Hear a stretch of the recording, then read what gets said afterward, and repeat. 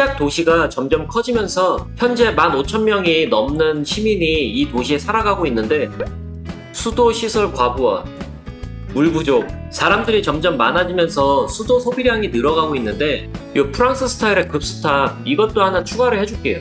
이런 저밀도 구역에 만들어주면은 주변 분위기하고도 괜찮게 잘 어울릴 거예요. 그리고 스포츠 용품점에는 고객이 부족해가지고 적자가 뜬다고 하는데 뭐가 그렇게 돈이 많이 나갈까요? 직원 수가 349명. 조금씩 내려가기도 하네. 직원을 바로바로 해고를 하나? 임금이 가장 많은 비율을 차지하고 있거든요. 고객도 179명이나 찾아오는데 그거를 커버 못할 정도인 것 같은데 능률을 높이면 좀 괜찮아질라나?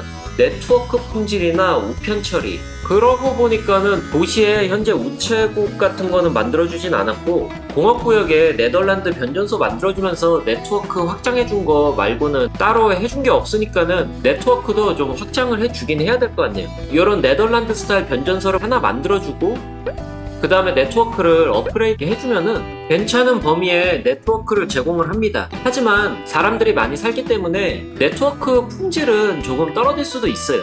그래도 네덜란드 스타일의 변전소가 도심 사이에 넣어놓기는 괜찮긴 하거든요. 주변하고도 잘 어울리는 것 같고. 그렇게 해가지고 도시의 왼쪽에 이 구역을 확장시켜주면서 공업도 들어오지만은 통신탑이나 우체국 같은 것들도 설치를 해주면서 필요한 인프라를 제공을 해주도록 할게요.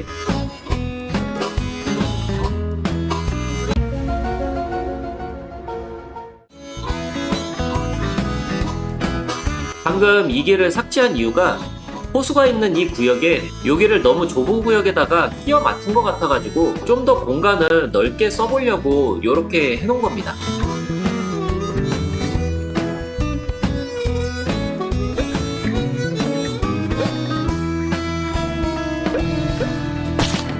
이렇게 해서 일단은 트램은 다닐 수 있게 만들어 두긴 했습니다.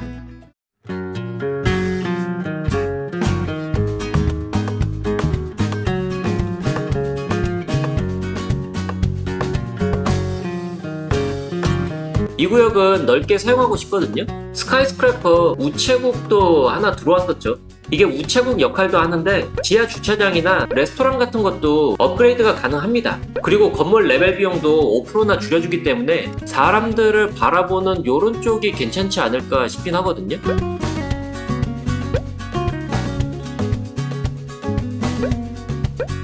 우체국 건물이라고 하지만은 업그레이드까지 다 하고 나면은 상당히 이쁘긴 해요.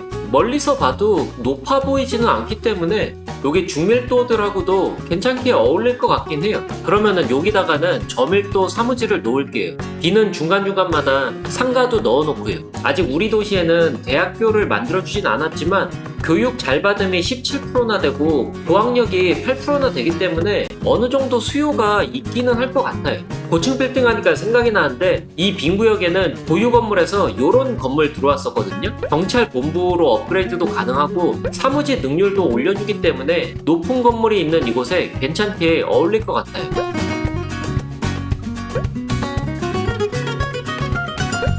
이 건물 뒤쪽으로는 약간 횡할 수도 있기 때문에 통신탑을 집어 넣을게요. 통신탑 하나로 상당히 넓은 구역을 커버를 해주니까는 든든하긴 합니다. 우체국하고 네트워크를 설치해준 다음에 이 스포츠용품점에 직원 부족이 안 떠가지고 한번 살펴봤거든요. 근데 능률은 거의 차이가 없어요. 우편 처리는 지금 하고 있는 과정이라 가지고 어느 정도 떨어질 것 같긴 한데 직원 부족이 뜨거든요. 직원이 아까 348명까지는 봤는데 291명까지로 줄어들었어요. 계속 적자가 나니까는 직원을 잘라가지고 이익을 만든 것 같은데 이렇게 직원들을 해고해도 되는 건가? 이 시티즈 솔직히 무서운 게임이네요. 아무튼 다음으로 넘어와서 이 구역이 넓어진 만큼 여기 주거구역을 새롭게 조정을 좀 할게요.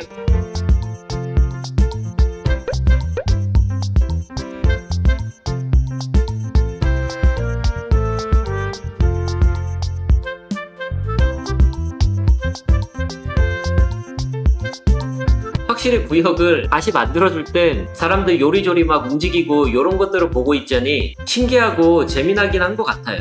이렇게 서 있는 사람들은 아마 계속 시뮬레이션을 돌려가지고 어디로 갈지 목적지를 정하기 때문에 그러겠죠. 목적지를 정했는지 들어가는 사람들도 보이기는 하네요. 건물들이 올라오면서 사람들이 들어오고 있는 사이에 주변도 이렇게 꾸며봤습니다. 이런데 보니까 버스들이 혼동이 좀 있는 것 같은데 시간이 지나면서 괜찮아지긴 할 겁니다. 왼쪽에 있는 이 고유 건물에서 바라보는 뷰도 괜찮은 것 같고, 특히 저 호수 가운데 있는 조그마한 섬도 괜찮게 잘 어울리는 것 같습니다. 저희 도시에서는 소형 터빈으로만 전기를 생산하고 있는데, 지금은 도시가 커진 만큼 외부에서 수입을 하고 있습니다. 그렇기 때문에 확장을 해준 이 구역에다가 발전소를 놓고 싶은데, 이 정도 크기의 도시인데도 전기를 소비하는 양이 25메가와트 정도라고 보고, 소형 석탄 발전소도 전기 생산이 20메가와트이기 때문에 괜찮을 것 같거든요. 비록 업그레이드 같은 거는 없지만은 소비하는 양에 비해서 생산이 어느 정도 커버가 되니까는 이런 식으로 가도록 하겠습니다. 와, 교통체증 대박인데요? 왠지 이 상태로 더 지나면은 시작 도시가 아니고 교통체증 도시가 될 것 같긴 한데요. 당연한 얘기겠지만은 이 도로를 통해서 도시의 왼쪽으로도 가기도 하고 도시의 오른쪽으로 가기도 하고, 이제 슬슬 작업을 해줄 때가 됐어요.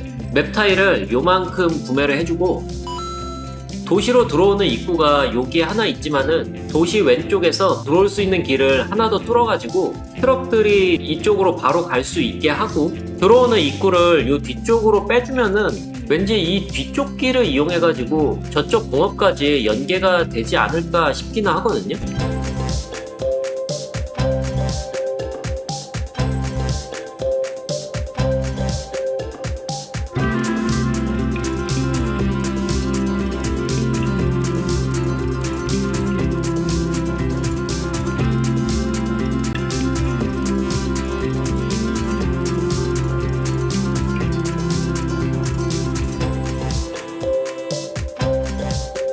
다행스럽게도 이쪽으로 빼준 길을 트럭들이 이용을 하고 있습니다. 도시의 진입로로 들어와서 중앙길이 아니고 이 바깥쪽 길 통해서 반대쪽 공업으로도 연결이 되기는 되는데 어느 정도 의도한 대로 흘러가긴 한 것 같아요. 도로 분산이 됐다는 얘기겠죠? 도시를 조금 더 지어주면서 그것도 나중에 확인해 보기로 합시다.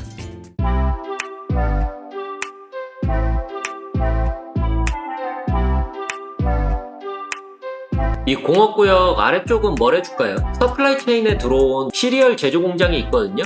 요런 거를 하나 만들어주고, 고속도로 아래로 땅을 좀 다듬어 가지고 길을 연결해 준 다음에, 시리얼 제조 공장을 한 이유가 생산탭에서 보면은 곡물에 대한 소비와 적자라고 써있는 게 가장 높긴 하거든요. 그래서 선택을 하게 된 겁니다.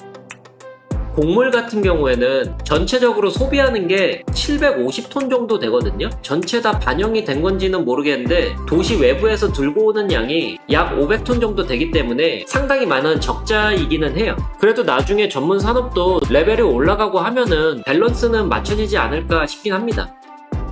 곡물에 대한 서플라이 체인은 TV 프로그램 제작 스튜디오까지 있습니다. 이거는 사무지 쪽의 고유 건물인데 이왕 사용을 하는 거 여기까지 사용을 하겠습니다. 설명상으로는 자체 제작 스튜디오를 만들면 시리얼 판매량을 유지하는 데 도움이 될 거라고 하는데 설명이 그런 거였죠. 스튜디오의 모습하고 비슷하게 생기긴 했습니다. 그러고 보니까는 제빵사와 제과사라고 곡물을 사용하는 상업적 고유 건물도 있는데 이것도 이쪽 사무지 있는 쪽 만들어 놓을게요. 이런 느낌의 건물인데 빵 만드는 것 같이 얘기를 하지만은 실제로 판매하는 거는 즉석식품이네요. 공업구역 옆으로는 화물열차를 놓을 겁니다.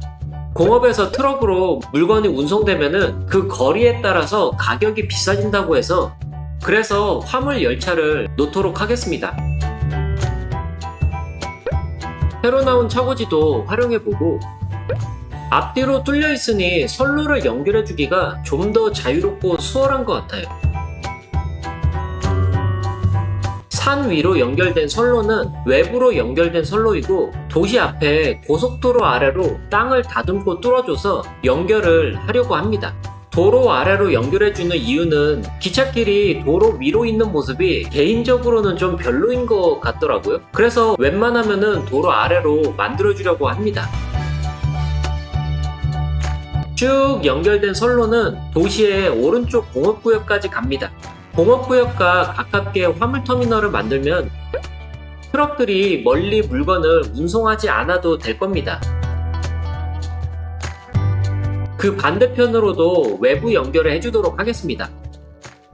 시간이 지나서 화물터미널을 이용하는 트럭들이 많아지면서 길막힘이 심해지기도 하거든요. 그것 때문에 은근히 신경이 많이 쓰이기도 합니다. 이제 만들어준다고 뒤엎은 지형들을 다듬어주고 길도 깔끔하게 마무리 지어주도록 할게요.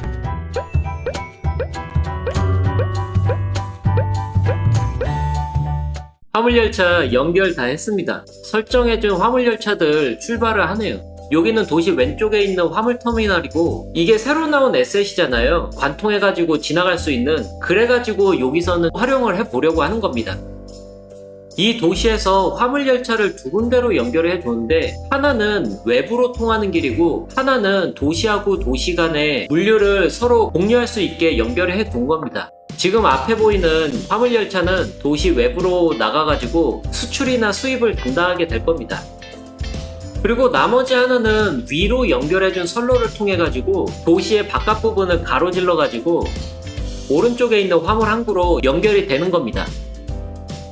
이렇게 해가지고 노리는 부분이 뭐냐면은 오른쪽과 왼쪽에 있는 공업구역에서 서로 물건을 공유하기 때문에 도시 내부에서 트럭의 수를 줄이기 위한 겁니다.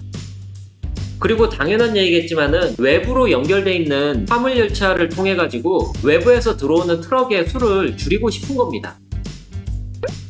이제는 지어놓은 구역을 마무리 짓도록 하겠습니다.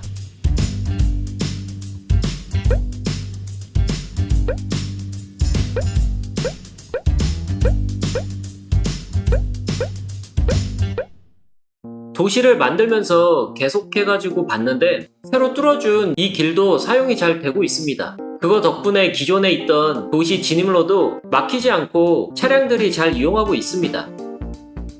그리고 우편 처리라든지 시민들의 불만 사항 같은 거 있어가지고 스카이스크래퍼에서 에셋을 활용해가지고 고작 건물을 2개 만들어줬는데도 도시가 확 사는 그런 느낌이 들긴 하거든요. 진짜 저 에셋은 잘 나온 것 같아요. 화물터미널을 만들어주면서 외부에서 화물열차가 들어와서 동업 쪽에 계속해서 공급을 해줄 수가 있고 이 화물터미널이 서로 연계를 해주면서 어떠한 시너지가 잘 나왔으면 좋긴 하겠습니다.